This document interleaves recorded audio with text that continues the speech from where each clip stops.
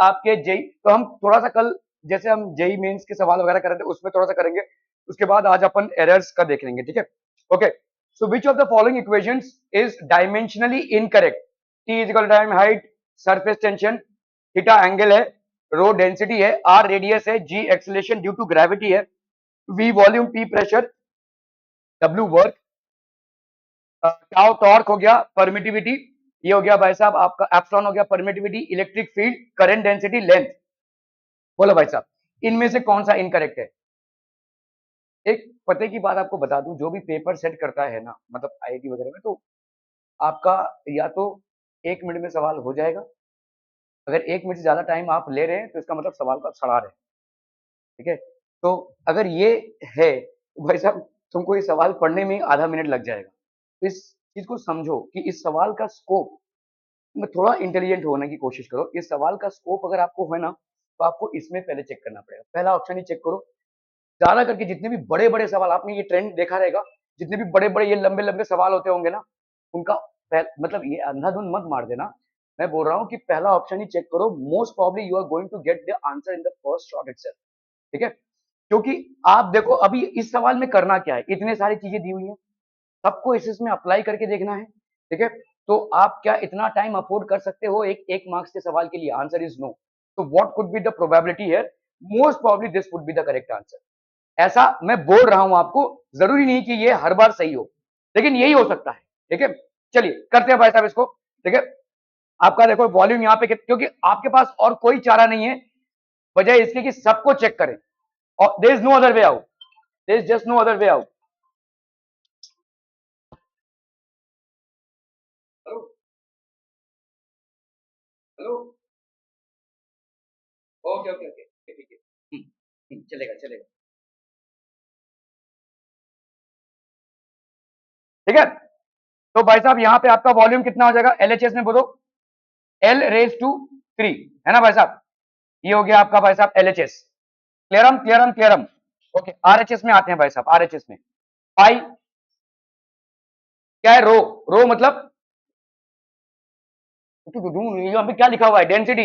Resistivity कहां से होगा? दिया हुआ है ना वहां पे। डेंसिटी मतलब कितना हो जाएगा?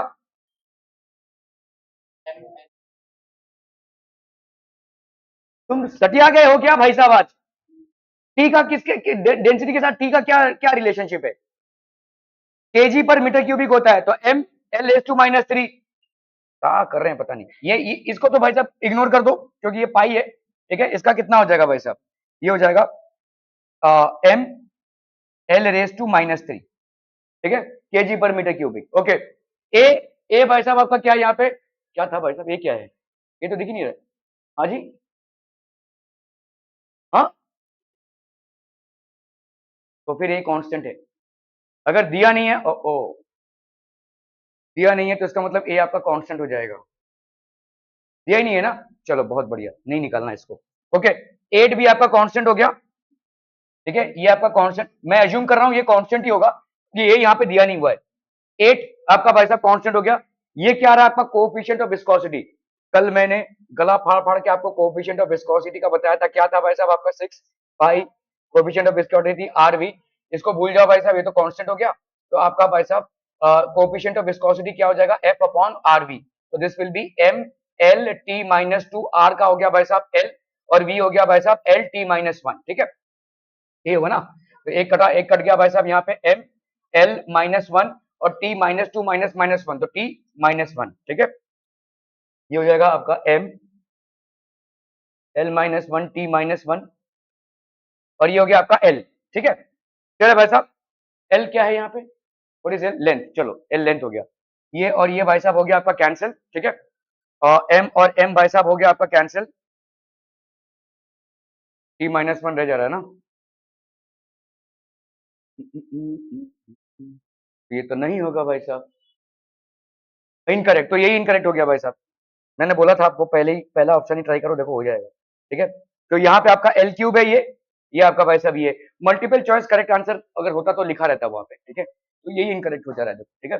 दिस इटसेल्फ इज इनकरेक्ट, ठीक है। दिस एक्सप्रेशन, तो आपका ए ऑप्शन आ गया। देखो कोएफिशिएंट ऑफ विस्कोसिटी एक, अच्छा यहाँ पे L4 लिया हुआ है, पूरी बाबा एक आ तो दिया ही नहीं हुआ है। L4 कैसे ले लिया भाई साहब? ये तो कुछ दिया ही नहीं हुआ है। हाँ, अरे ए लेने के बाद भी आपका इनकरेक्ट ही आ रहा है। ठीक है भाई साहब, इसमें कुछ गड़बड़ है सवाल में। चलिए 2021 का जेई मेंस का सवाल है, the force is given in terms of time and displacement X by the equation. ये आपको दिया हुआ है फोर्स, ठीक है। The dimension formula of A D by B. Tanvi, अगर कॉस के अंदर है तो क्या डायमेंशन होगा? भला भला जल्दी से भला, कल हमने सीखा था डायमेंशन लेस। ओके, तो बी एक्स क्या हो जाएगा? डायमेंशन लेस, क्योंकि कॉस के अंदर है, ठीक है। ओके, तो बी एक्स आपका डायमेंशन लेस हो जाएगा। तो मतलब अपन क्या लिख सकते हैं, बोलो? बी एक्स की वैल्यू अगर हमको डायमेंशन में लेना है, ठीक है, बी एक्स की value this will be am naught L not T not, है कि नहीं भाई साहब? इधर सब ठीक है, इधर या तो वन ही लिख दो भाई साहब, क्या क्या फर्क पड़ता है। ओके, यहाँ पे हो गया बी, और एक्स मतलब है आपका क्या, देखो यहाँ पे डिस्प्लेसमेंट, तो ये क्या हो जाएगा? एल। तो ये हो जाएगा भाई साहब 1। तो देयरफॉर बी का डायमेंशन क्या हो जाएगा रे? एल रेज टू -1, ठीक है, क्लियर है? बी का डायमेंशन ये हो गया। डी टी की वैल्यू भाई साहब ये भी क्या हो जाएगी? This will also be dimensionless. तो आप यहाँ पे डी टी को क्या लिख सकते हो? डी टी का जो डायमेंशन है वो हो जाएगा भाई साहब 1। तो डी का डायमेंशन नहीं मालूम भाई साहब, ये हो गया आपका टाइम का डायमेंशन, दिस इज 1। तो डी का डायमेंशन आपका कितना हो जाएगा भाई साहब? टी रेज टू -1, ठीक है। तो ये हो गया डी का डायमेंशन, ये हो गया भाई साहब बी का डायमेंशन। अभी आपका आता है ए और सी। मुझे बता सकता है कोई ए का डायमेंशन क्या होगा? आई नंदिनी, जल्दी बोलो, जल्दी जल्दी। एफ, वेरी गुड, ठीक है, क्योंकि ये डायमेंशन लेस है, बीच में प्लस है भाई साहब, और ये भी डायमेंशन लेस है। तो बट ऑब्वियस सी बात है कि ये सब के सब एक फैमिली के होंगे, क्योंकि यहाँ पे भाई साहब आपका ए और सी में प्लस हो रहा है। अगर मल्टीप्लीकेशन होता तो there is a possibility of they being belonging to a different family, but here they have to be of the same family. तो इसका मतलब ए का dimension is as good as force, which is how much? M L T -2, ठीक है। अभी आपसे पूछा है ए डी बाई बी, तो मतलब ए का डायमेंशन भाई साहब क्या हो जाएगा? M L T -2। डी का डायमेंशन बोलो क्या हो जाएगा? T raise to -1। बी का डायमेंशन भाई साहब क्या हो जाएगा? एल रेस टू -1, ठीक है। कर लो भाई साहब, यहाँ पे हो गया एम, ये है एल, एल रेस टू -1, तो यहाँ पे हो जाएगा आपका भाई साहब एल रेस टू -2, ठीक है। हाँ जी, हाँ +2, सॉरी, ठीक है। और ये हो गया टी रेस टू -3, ठीक है। देखो यहाँ पे तो चीजें आसान लगती हैं, लेकिन जब आप एक्चुअली में एग्जामिनेशन हॉल में होगे तो you won't find these things as easy as they look here as of now. तो इस गैप को कवर करने का एक ही तरीका है, ज्यादा से ज्यादा प्रैक्टिस कीजिए। आप जितना अपने आप को टाइम के साथ प्रैक्टिस करेंगे ना, कि भाई इतने में मेरा सवाल हो जाना चाहिए, ठीक है।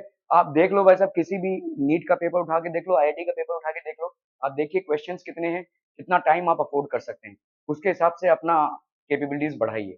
That is the only way to cover the gap.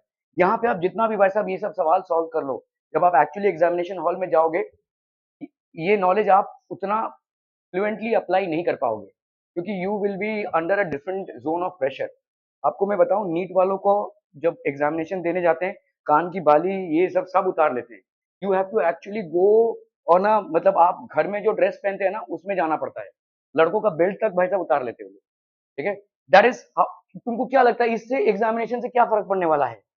ठीक है, हम इसमें से भाई साहब क्या चीटिंग कर लेंगे, या इसमें से क्या चीटिंग कर लेंगे? Why do you think this is the procedure? क्या आप भाई साहब आज जाएंगे तो ये सब उतारना पड़ेगा, बैंगल्स उतारने पड़ेंगे, सब कुछ। आप एकदम मतलब सादा सीधा बोलेंगे, उससे भी गैर गुजरे एकदम भिखारियों की तरह अंदर जाएंगे, ठीक है। ये सिलसिला क्यों है? Why do you think it is there? इससे आपके एग्जामिनेशन, चलो चेटुट का मतलब समझ में आता है, पर्स उसका समझ में आता है भाई साहब, उसमें चेटुट ले जा सकते हैं। मोबाइल तो चलो बहुत दूर की बात है, ठीक है। But my question is why are these things, चलो डिजिटल घड़ी हो गई, उसमें भी आप चीटिंग शायद कैलकुलेशन कुछ कर ले, why are these things banned? Just to create unnecessary pressure, आपके ऊपर प्रेशर क्रिएट करना है, क्योंकि कल को जब एक अधमरा इंसान आपके सामने होगा, जिस लहूलुहान इंसान होगा, उसको काटना है, पीटना है, क्या करना है, उस प्रेशर से आप गुजरेंगे, ठीक है। You will be a doctor day after tomorrow if you happen to crack the examination. तब उस प्रेशर को आप कैसे हैंडल करोगे? तो ये अननेसेसरी प्रेशर है, this is just unnecessary pressure, ठीक है। तो इसीलिए मैं आपको बोल रहा हूँ कि आपको एनवायरनमेंट को प्रेशराइज किया जाता है, जितना वो है उससे काफी ज्यादा प्रेशराइज किया जाता है। और it's very obvious that you will not be having the same mental balance as you have while you are solving at the leisure of your home or maybe in a class or maybe in a school, ठीक है। वो mental balance आपका नहीं रहेगा। तो इसीलिए इस gap को कवर करने का एक ही तरीका है, as much of practice as you can do. और ये प्रैक्टिस आपके लेवल पे होना चाहिए, ये प्रैक्टिस आपके लेवल पे होना चाहिए। भाई साहब इतने सारे क्वेश्चन, कोई भी साइड उठा लो यार, क्वेश्चन की कोई कमी नहीं है। All that matters is whether you are able to crack them in the stipulated amount of time. आप भाई साहब टाइम के साथ अपनी मैपिंग सही सही कर पा रहे हो या नहीं, ठीक है। So that is very very important. Okay, और ये आपके सिर्फ प्रैक्टिस से ही आ सकता है। ये क्या भाई साहब बी था? ओके चलिए ओके। जेई मेंस का सवाल है 2021 का, Planck's constant, kinetic energy, electric potential, linear momentum. Easy है, ठीक है। फटाफट से भाई साहब आपका प्लैंक्स कांस्टेंट क्या हो जाएगा? E is equal to H into frequency. H की वैल्यू भाई साहब E अपॉन फ्रीक्वेंसी। ये आपका कितना हो जाएगा बोलो? M L square T minus two upon T raise to minus one. तो that will be how much?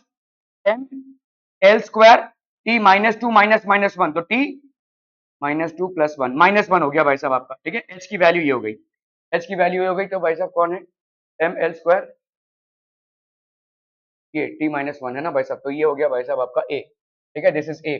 Kinetic energy force into displacement कर लो भाई साहब, एम एल का स्क्वायर टी माइनस टू है ना, force into displacement, M L का square T minus two, ये हो गया भाई साहब आपका बी, ठीक है।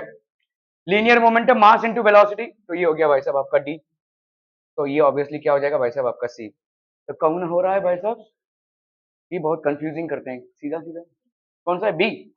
ओके चलिए भाई साहब बी, ठीक है। क्लियर है? Okay okay okay. E and G NEET 2021 का सवाल है। E and G respectively denote energy and gravitational constant, then E upon G has the dimensions of, E upon G भाई साहब डायमेंशंस क्या हो जाएंगे? ई आपका एनर्जी हो गया मतलब M L square T minus two, gravitational constant का भाई साहब एफ होता है G M one M two by R का स्क्वायर। तो जी की वैल्यू क्या हो जाएगी? एफ आर का square upon M one M two, ठीक है। तो इसका मतलब हो जाएगा M L T minus two. तो ये हो गया भाई साहब आपका एल का स्क्वायर, ये हो गया आपका भाई साहब एम का स्क्वायर। क्या ये समझ में आ रहा है भाई साहब? M L T minus two, ठीक है। तो यहां पे हो जाएगा आपका कितना? M raise to minus one L cube T raise to minus two, ठीक है। M raise to minus one L cube T raise to minus two. तो ये हो गया आपका एम वन माइनस वन, तो ये हो गया एम स्क्वायर, और ये हो गया L raise to minus one, M square L raise to minus one, ये हो जाएगा ना भाई साहब, ठीक है। टी ऑप्शन जीरो, ठीक है। क्लियर है? क्लियर है? Okay okay okay. Plane angle and solid angle, आई देखा देखा देखा, आई plane angle and solid angle क्या होगा? No units and no dimension, is correct? हाँ, यूनिट्स है पर डायमेंशन नहीं है, विच वन इज करेक्ट? तो they have units but no dimension. Plane angle का यूनिट क्या है भाई साहब? रेडियन, ठीक है। और सॉलिड एंगल का यूनिट क्या है आपका? स्टेरेडियन, ठीक है। दोनों भी भाई साहब यूनिट्स हैं लेकिन इनका डायमेंशन नहीं है, they don't have a dimension, ठीक है। So units but no dimensions, NEET 2022 का सवाल है भाई साहब, ठीक है। Okay, plane angle radian, so they have unit but no dimension. Plane angle का रेडियन है और इसका स्टेरेडियन है, ठीक है। ओके ओके ओके, अभी हम चलते हैं भाई साहब एरर्स एंड मेजरमेंट्स, ठीक है। तो आपका एडिशन और सब्ट्रैक्शन, ये हमने सिग्निफिकेंट फिगर्स देखा था भाई साहब। अगर आपका एडिशन हो रहा है लेट्स से, तो आपका भाई साहब आंसर कितना आया ये, लेकिन एडिशन में आप लीस्ट डेसिमल प्लेसेस को कंसीडर करते हैं, एडिशन और सब्ट्रैक्शन में आप लीस्ट डेसिमल प्लेसेस को कंसीडर करते हैं। So let's say these are two quantities और let us three quantities which are being added. So which is the one which has the least decimal place? This one, which is one decimal place. So although your answer is this, but you will squeeze it down to the least decimal place, that is one decimal place. इसके बाद आप adjustment देखेंगे भाई साहब, अगला वाला 5 से बड़ा है, कम है या 5 के इक्वल है, ठीक है। ये 2 है तो ये 36.7 हो गया। मल्टीप्लीकेशन और डिवीजन में आप किसका कंसिडरिंग लेंगे? लीस्ट सिग्निफिकेंट फिगर्स, ठीक है। तो आप समझ लो भाई साहब यहाँ पे डिवीजन कर रहे हैं, आपने भाई साहब यहाँ पे इसके डिवाइड किया तो आपका आंसर आया। अभी आप देखो जो भी आंसर आएगा यहाँ पे सिग्निफिकेंट फिगर्स कितने हैं? 3, तो आपका आंसर भी भाई साहब किसमें होगा? सिग्निफिकेंट फिगर्स 3 में होगा, आपको कंडेंस करके उसी में लाना है, ठीक है। सो ये तो आपके चीजें थी जो हमने कंसिडर की। जैसे यहाँ पे देखो आपका calculate the velocity of an object, अभी देखो ये ऐसे ऐसे जगहों पे आप कंफ्यूज हो सकते हैं, ठीक है। आपका देखो आंसर, चारों आंसर देखो ऑलमोस्ट सेम है ना।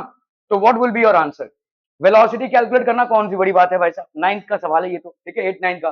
Velocity of an object if the displacement is how much, 3.43 and the time taken is 1.3, ठीक है। इसमें आप जज कर सकते हैं कि आपके साथ खिलवाड़ हो रहा है भाई साहब, यहाँ पे सिग्निफिकेंट फिगर्स का मामला कुछ चल रहा है। लेकिन अक्सर ऐसे सवाल रहेंगे जहां पे सवाल भी डिफिकल्ट रहेगा और आंसर में भी ऐसी कंफ्यूजिंग पार्ट रहेंगे, तभी आपको ये जुरिसडिक्शन यूज करना पड़ेगा, ठीक है।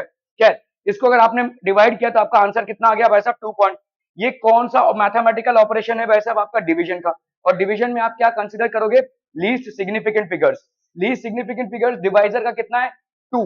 तो आपको बेसिकली सब 2 में कंडेंस करना पड़ेगा, मतलब आपको यहाँ पे रुकना पड़ेगा। अगर आपको यहाँ पे रुकना है तो आपको ये वाला देखना है विच इज 3, तो इस 3 की वजह से ये क्या हो जाएगा, 6, it will stay as 6। So this would be your answer. So of all the options available this would be the correct option, ठीक है। हालांकि करेक्ट सभी हैं, लेकिन this would be the correct option as per the rule of significant figures.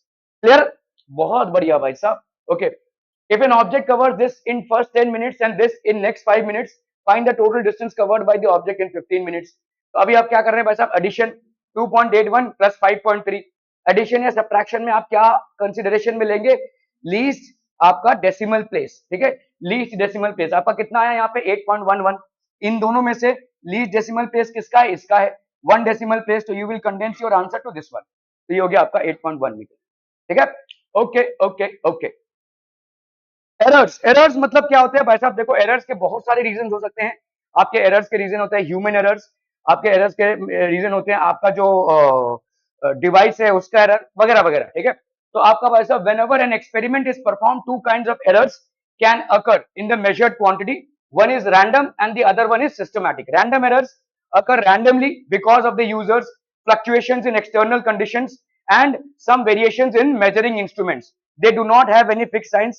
इसमें मैं नहीं जा रहा हूं, ठीक है, आपके कैलकुलेशन पार्ट में जा रहा हूं, क्योंकि यहाँ पे हम को सिस्टमैटिक एरर्स अगर, ठीक है। Okay, error in measurement, the measuring process is essentially a process of comparison in spite of our best efforts. Comparison मतलब क्या है कि अगर समझ लो मैंने एक स्केल दे दिया और आपको ये पेन का लेंथ मापने बोला, आप सबके अलग अलग आंसर्स आएंगे, ठीक है। In higher possibilities everyone will give me a different answer. तो what is the best figure that I have to arrive at, इसी को अपन बोलते हैं भाई साहब reducing the error in measurement, ठीक है।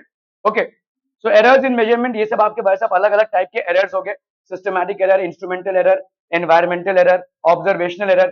तो इंस्ट्रूमेंट में एरर्स हो सकते हैं, इंस्ट्रूमेंट अभी जैसे गर्मी का मौसम है, तो गर्मी के मौसम में मेटल्स एक्सपैंड करते हैं। अगर आप कोई मेटालिक स्केल यूज कर रहे होंगे तो वो ऑलरेडी एक्सपैंड कर चुका होगा, आपने पढ़ा हुआ है कि भाई साहब एक्सपेंशन कितना होता है, this is equal to L naught alpha delta T, इतना भाई साहब एक्सपैंड कर गया होगा वो अपने टेम्परेचर की वजह से, जिसकी वजह से वो गलत रीडिंग देगा, ठीक है।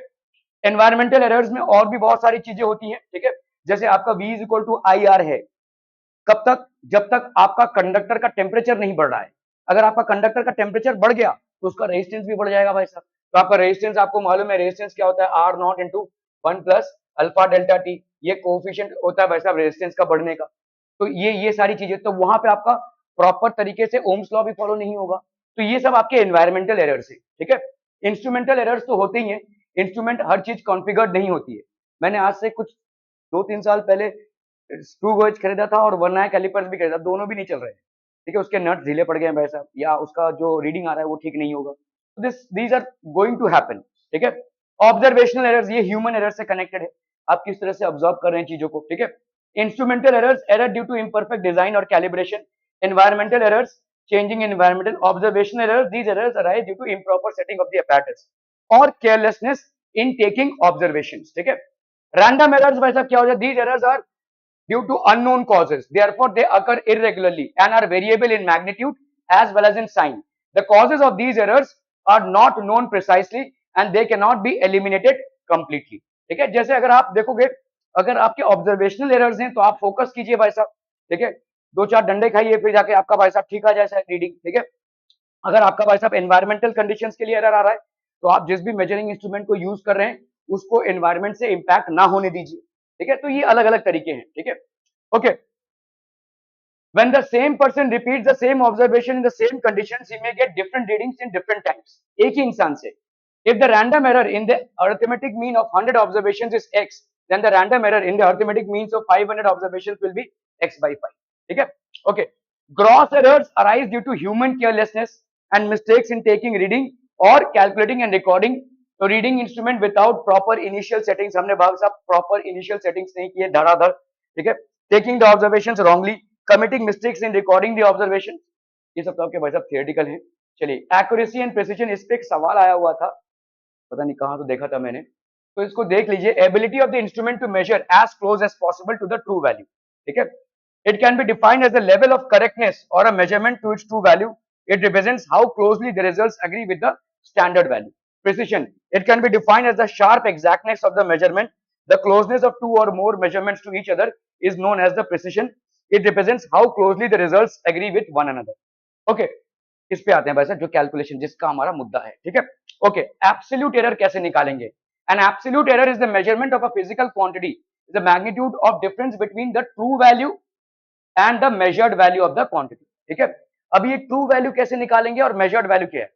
मेजर वैल्यू समझ लो, इसी चीज को तुम 5 बार मेजर कर रहे हो, एक ही चीज है, उसी स्केल से आप 5 बार मेजर कर रहे हो, तो आपके 5 रीडिंग्स आ गए. ये पांचों के पांचों आपके क्या होंगे? मेजर्ड वैल्यूज होंगे. ठीक है? Now how do you calculate the measured value? ठीक है? Let the measured value be a1 a2 a3 a4 and till an. ठीक है? The arithmetic mean of these values is, arithmetic mean क्या हो जाएगा? a1 plus a2 plus a3 ऐसा करते करते an तक अपॉन n. ये हो गया भाई साहब आपका arithmetic mean. So the arithmetic mean is a1 plus a2 plus a3 ऐसा करते करते an तक upon n. Usually am is taken as the true value of the quantity. The absolute errors in the measured values of the quantity are delta a1 क्या हो जाएगा? a1 minus am. मतलब आपने क्या लिया हुआ है यहाँ पे? ये मीन को आप बार बार माइनस करते जा रहे हो. ठीक है? ये मीन को आप a1 minus m, a2 minus m, और यहाँ पे क्या ले रहे हो? Mod value. हो सकता है a3 का वैल्यू आपका am से कम हो, जिससे आपका नेगेटिव आंसर आए, लेकिन आप फिर भी क्या लोगे? मॉड वैल्यू लोगे. ठीक है? a3 minus am, an minus am, ऐसा चलता जाएगा भाई साहब आपका. ठीक है? ओके, तो difference between the true value and the individual measured value is known as the absolute error. तो आपका देखो यहाँ पे सारे एब्सोल्यूट एरर्स हैं. All these are basically absolute error 1, absolute error 2, absolute error 3, absolute error 4. ठीक है? These are basically the absolute errors. ठीक है? Absolute error is equal to true value minus measured value. ठीक है? If true values of a quantity is not given, then the mean of all measured values is taken. ठीक है? Okay. तो आपका it is the mean absolute error. It is the arithmetic mean of the magnitudes of absolute errors in all the measurements of the quantity. Delta A की value कितनी हो जाएगी? ये absolute error 1, ये absolute error 1 क्या होगा? A1 minus mean, A2 minus mean, A3 minus mean. समझ में आ रहा है भाई साहब? ये हो जाएगा ऐसा करते करते लास्ट तक upon n. Hence the final result of the measurement is written as A will be equal to mean value जो है प्लस माइनस डेल्टा है. मतलब ये प्लस माइनस आपको हर बार लिखना पड़ेगा. ये आपका स्कोप ऑफ एरर है. समझ में आ रहा है? ये जो आपने एब्सोल्यूट एरर निकाला है, ठीक है, mean absolute error. How will you find out the mean absolute error? ये जो डेल्टा A1 है, इसका वैल्यू क्या होगा भाई साहब?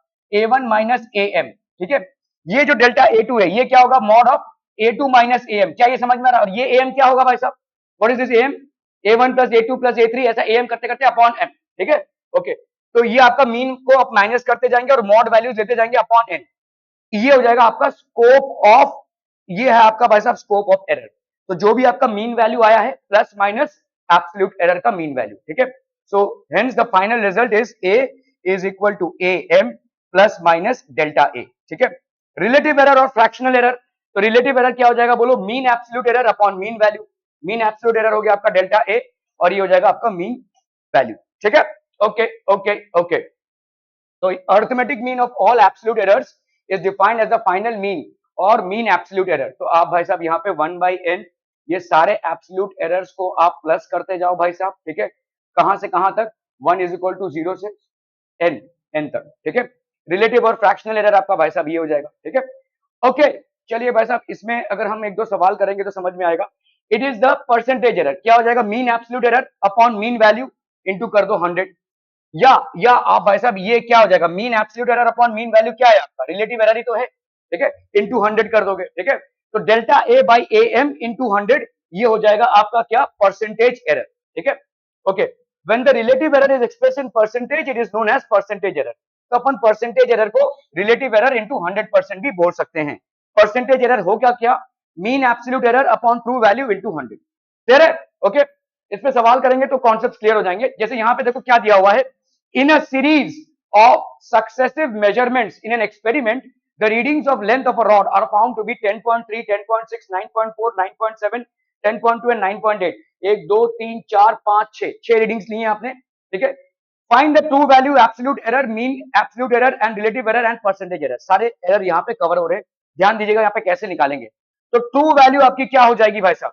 तो आपके भाई साहब A1 की वैल्यू ये, A2 की वैल्यू ये, A3 की वैल्यू ये, A4, A5 और A6 and n is equal to obviously 6. तो ट्रू वैल्यू आपका क्या हो जाएगा? A1 प्लस लेकर AN तक अपॉन n.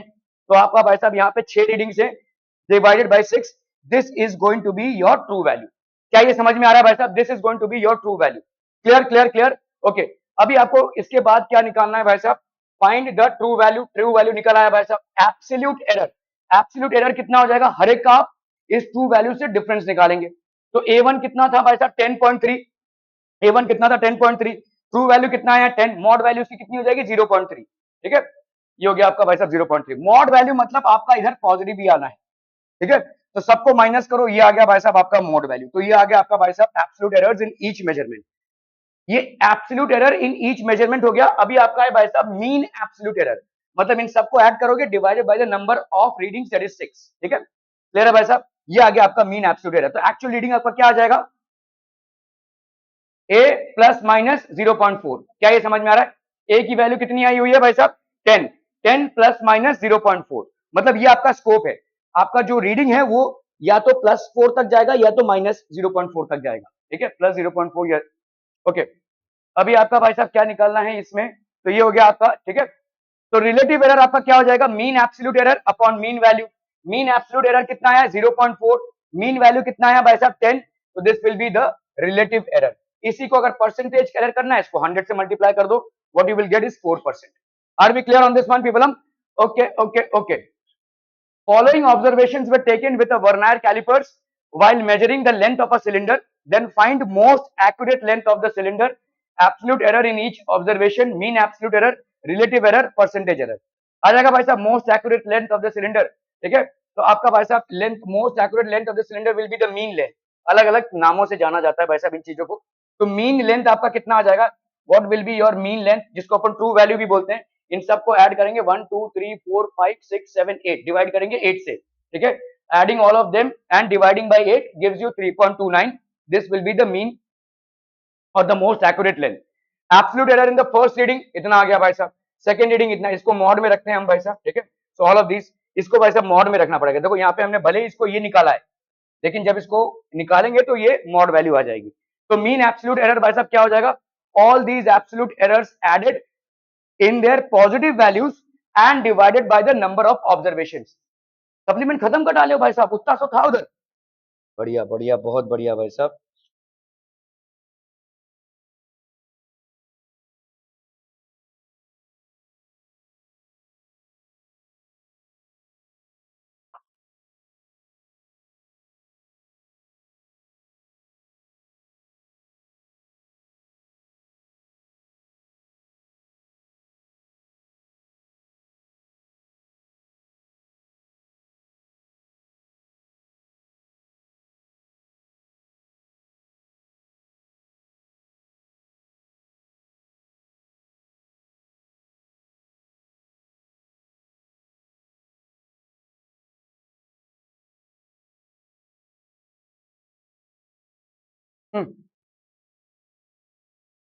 ठीक है, ओके. मीन एब्सोल्यूट एरर हो गया भाई साहब. रिलेटिव एरर क्या हो जाएगा?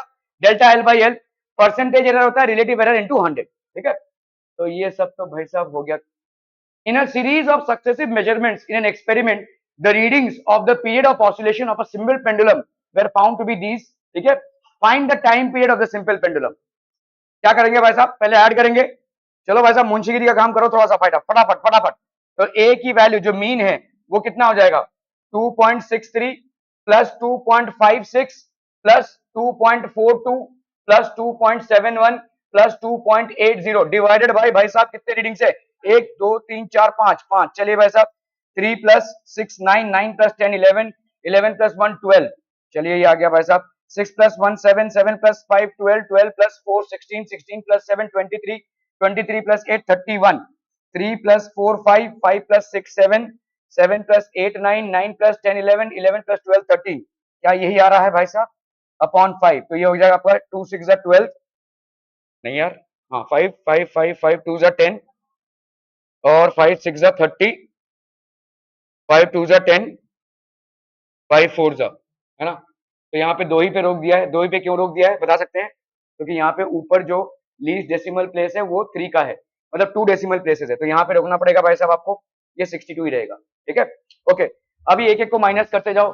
2.63 से 2.62 को माइनस करो, कितना आएगा? 0.01।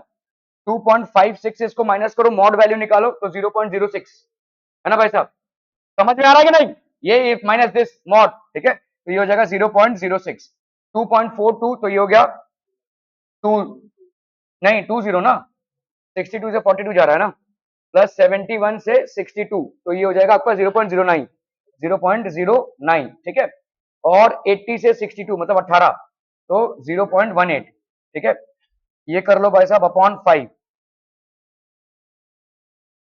कितना आ रहा है भाई साहब? ये 6 plus 1 7, 7 7 0, 7 plus 9 16, 16 plus 8 24, 2 plus 2 4 plus 1 5, 0.54 upon 5, ठीक है। तो ये हो जाएगा आपका कितना भाई साहब?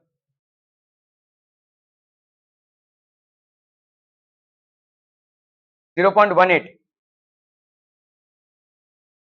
क्या हो गया?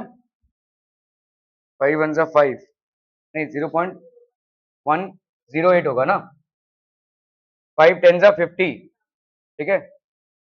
इकाई कर दिए भाई साहब।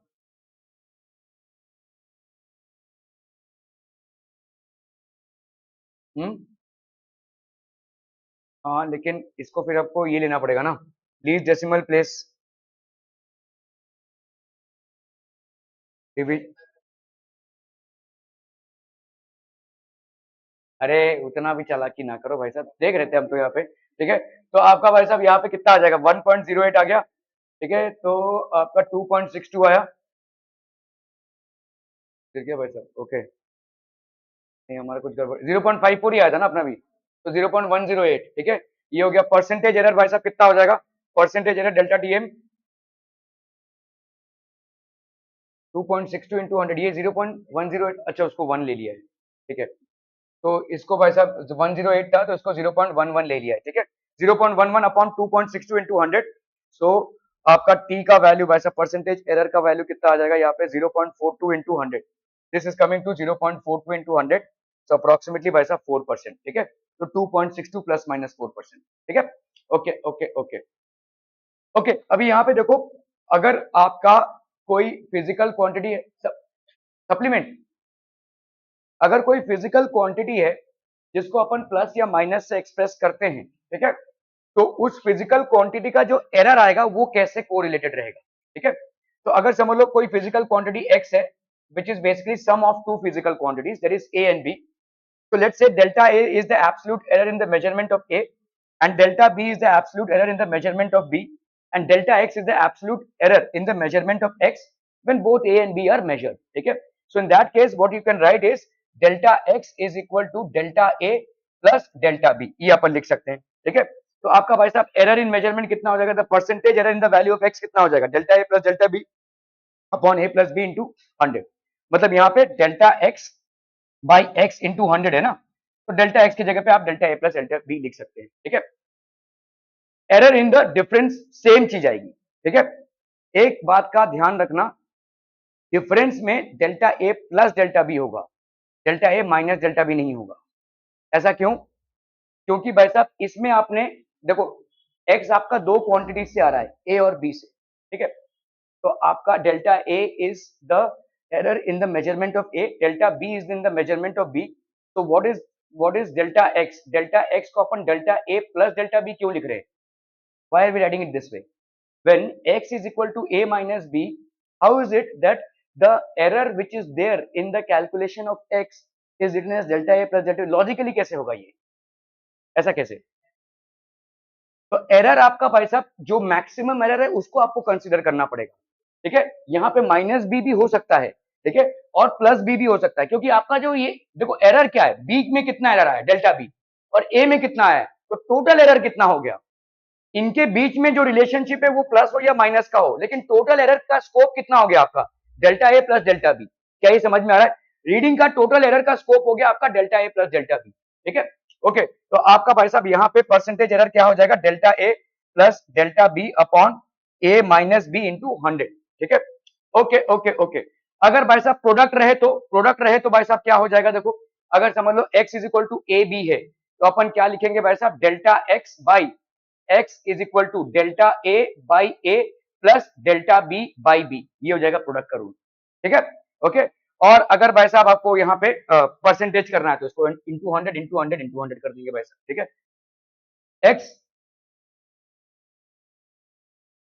x अगर a बाई बी होगा तो भी हम क्या करेंगे, देखो x is equal to A by B अगर, तो भी आपका क्या हो जाएगा, delta x is equal to delta x is equal to delta x is equal to delta a upon a plus delta B upon B, वही same चीज होगा डिवीजन में भी, ठीक है। Division also will have the same rules, ठीक है। Okay, now when we are talking about raising to the power, raising to the power को इसको ऐसे देखो भाई साहब, ठीक है। जैसे आपका समझ लो यहाँ पे x a raise to m और a रेज टू b है, तो आपका भाई साहब डेल्टा x बाई x क्या हो जाएगा, this will B n delta a by a plus m delta b by b, ठीक है। तो फटाफट से देख लेते हैं भाई साहब, अगर अगर समझ लो आपका यहाँ पे है x is equal to A plus B, तो आपका डेल्टा x कितना हो जाएगा, delta A plus delta B. अगर आपका x है a माइनस बी, तो डेल्टा x की वैल्यू क्या हो जाएगी, again delta A plus delta B. अभी हम आते हैं भाई साहब मल्टीप्लीकेशन में, अगर x है a इंटू बी, ठीक है, a इंटू बी, तो डेल्टा x, ठीक है, विल बी इक्वल टू, बोलो भाई साहब, delta x by x is equal to delta A by A plus delta B by B, ठीक है। अगर x है आपका a अपॉन b, तो delta x by x this will be equal to delta a upon a again delta b upon b plus में, ठीक है। और अगर है आपका भाई साहब x is equal to a raise to m and b raise to n, तो delta x by x will be equal to m into delta a by a plus n into delta b by b। क्या ये समझ में आ रहा है भाई साहब, are we clear on this one, ठीक है। So these are the rules on mathematical operations for calculation of errors. चलिए भाई साहब सवाल आपके लिए तैयार है, नीट 2021 का सवाल।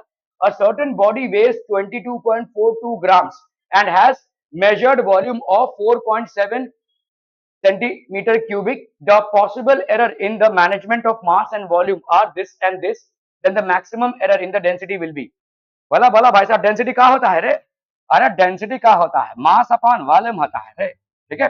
ओके, तो अगर हम यहाँ पे करें delta P by P, sorry rho, delta rho by rho, ये क्या हो जाएगा बोलो, डेल्टा एम बाई एम, और बोलो प्लस में आएगा डिवीजन हो या मल्टीप्लीकेशन, क्या 3 डेल्टा वी बाई वी। समझ में आ रहा है ये, ठीक है। आपको यहाँ पे maximum error in the density, तो आपका भाई साहब डेल्टा रो बाई रो की वैल्यू कितनी हो जाएगी, डेल्टा एम की वैल्यू कितनी है, मेजर्ड वॉल्यूम मास का भाई साहब कितना है 0.01 है ना, 0.01 अपॉन भाई साहब कितना है ये 22.42। समझ में आता है भाई साहब, बहुत बढ़िया। और यहाँ पे 3 है डेल्टा वी की वैल्यू कितनी है 0.1 अपॉन 4.7। समझ में आता है भाई साहब ये, ठीक है। ओके ओके ओके, तो आपका भाई साहब इसका कैलकुलेशन कौन करेगा भाई साहब, कितना मैं इसको आंसर को देख के गस करना पड़ेगा भाई साहब, यहाँ पे कितना है, हाँ जी हो गया है, तो तशरीफ ले जाइए वहां पे अपना पेपर डाल दीजिए, चलिए जाइए, जिंदगी आपका इंतजार कर रही है। 0.01 अपॉन 22.42 कैसे करेंगे भाई साहब, अरे बोलो ना भाई साहब, कुछ तो करके करेंगे ना, ऐसे बैठे रहेंगे। 0.01 है 22.42, क्या करेंगे बोलो, एक एस्टिमेशन तो कर लो भाई साहब। यहाँ पे 21 और 22 अगर रहता है, 0.01 है 3, और ये आपका कितना 0.7 है ना यार, 4.7 है, नहीं नहीं ये 1/5 कौन सा, किसका, इसका बात कर रहे हो? पक 0.1 है और ये 4.7 है भाई साहब, ये इधर आया, ये 1/47, 1/ऑलमोस्ट 50 होगा ये, ठीक है। 5 क्या बोल रहा था तू, ठीक है। तो ये हो गया भाई साहब, हाँ 5 ही बोला, ठीक है। 1/50 मतलब कितना हो जाएगा आपका फ्रीक्वेंटली, आपका 0.02। ये तो बहुत लंबा है यार, चलेगा। और ये p से भी मल्टीप्लाई करना है, इस रो से भी उसको ढकेल के उसे मल्टीप्लाई करना है, ठीक है। तो आपका एरर इन मास मैंने कैलकुलेट किया है भाई साहब, 1/2242। Error in volume delta v by V is 1/47 into 100, okay. तो 1/2242 इंटू 100, अच्छा यहाँ पे 100 से मल्टीप्लाई कर दिया। चलिए परसेंटेज एरर पूछा है 1/47, that is giving you 2.17। Maximum error in density is approximately 2.22%, ठीक है। ये भाई साहब लंबा सवाल है, इसको कैलकुलेशन। ओके, जेई मेंस का सवाल, a torque meter is calibrated to reference standards of mass, length and time, each with 5% accuracy. After calibration, the measured torque with this torque meter will have net accuracy of, तो आपका torque का value कितना होता है? भला भला भला, first distance, तो यहाँ पे फोर्स इंटू लेंथ लिख सकते हैं, ठीक है। फोर्स आप हो गया आपका mass M L, mass into length into T raise to -2 है ना, एम एल टी -2, ठीक है। और ये आपका एल है कि नहीं, तो आपका हो जाएगा एम, क्योंकि यहाँ पे दिया हुआ है ना, देखो मास के साथ, लेंथ के साथ और टाइम का, ठीक है। तो M L square T -2 torque की वैल्यू हो गई भाई साहब, ठीक है। ओके, तो आपका भाई साहब D torque upon torque will be equal to कितना हो जाएगा भाई साहब यहाँ पे, ठीक है, delta M by M 2L, okay.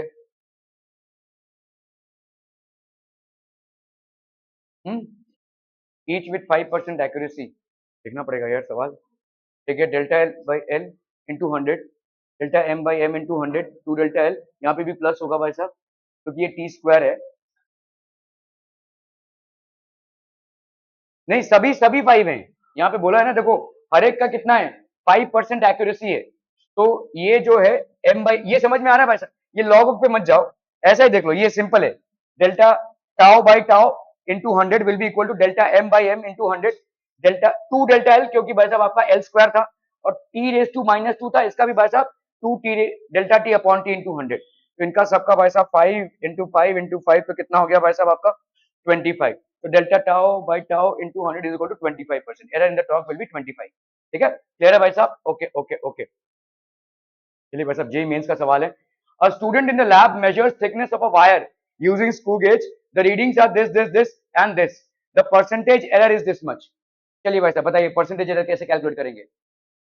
तो पहले इसका मीन निकाल लीजिए, कितना हो गया, 2 3 5 5 और 9 14 14 14, तो यहाँ पे हो गया 2 + 1 3 4 5 5 + 1 6 7 8, 1 + 1 2 2 + 1 3 3 + 1 4 अपॉन कितना है 1 2 3 4, तो ये हो जाएगा आपका 4 1 4 4 2 8 4 1 4, 1.21 से 1.22 को माइनस करेंगे तो कितना आ जाएगा भाई साहब आपका 0.01, और 23 से भाई साहब 0.02, 19 से भाई साहब 0.04, ठीक है, और 20 से भाई साहब 0.01। क्या ये समझ में आ रहा है? अपॉन कर लो भाई साहब 4, ठीक है। तो इधर हो गया कितना आपका मीन एब्सोल्यूट एरर भाई साहब, 2 + 1 3 3 + 4 7 7 + 0.08, 0.08 by 4, तो ये हो गया आपका 0.02, ठीक है। तो आपका भाई साहब परसेंटेज एरर कितना हो जाएगा 0.02, ठीक है। 0.02 अपॉन आपका कितना आ रहा है इसका, नहीं नहीं 4.84 ना, नहीं 1.21 आ रहा है, ठीक है।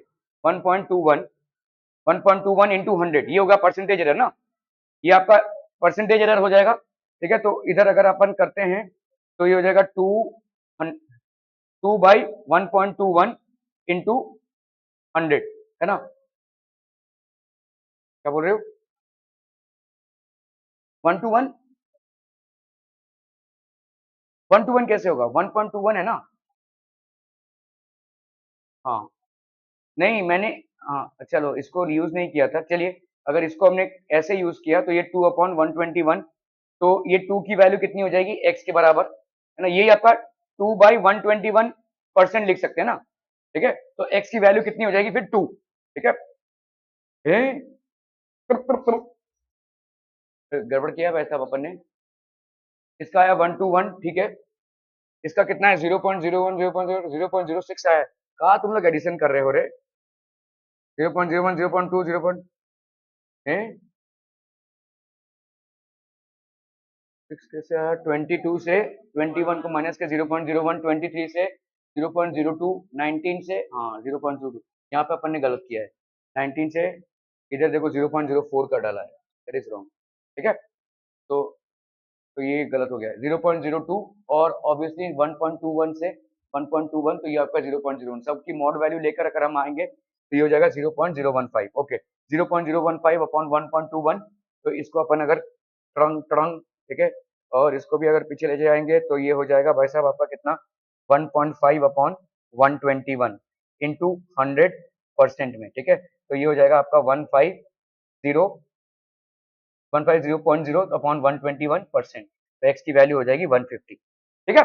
Okay okay okay, a silver wire has a mass this, radius this and length this, the maximum percentage error in the measurement of its density will be, density भाई साहब क्या हो जाएगा, मास अपॉन वॉल्यूम, है ना, density is equal to mass upon volume, that is L का cube, समझ में आ रहा है भाई साहब ये, तो आपका भाई साहब delta rho by rho that will be equal to delta M by M, ठीक है, plus 3 into delta L by L, ठीक है। तो आपका मैक्सिमम परसेंटेज एरर, अभी परसेंटेज एरर में तो भाई साहब सबको 100 से मल्टीप्लाई कर दो, इंटू ये हो गया 100, इंटू ये हो गया भाई साहब 100, फटाफट से देखो भाई साहब यहाँ पे आपका क्या निकालना है, percentage error in the measurement of density will be this will be equal to delta m की वैल्यू कितनी है 0.006 अपॉन 0.6 इंटू 100, ठीक है, प्लस 3 इंटू डेल्टा एल की वैल्यू बस